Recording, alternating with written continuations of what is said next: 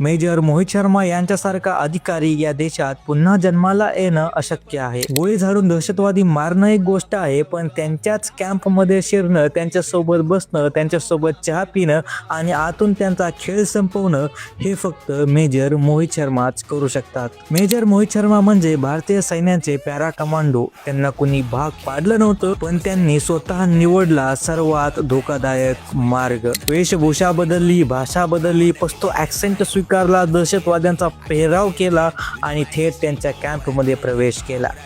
मला भारतीय सैन्याकडून बदला घ्यायचा आहे असं सांगून त्याचा विश्वास जिंकला.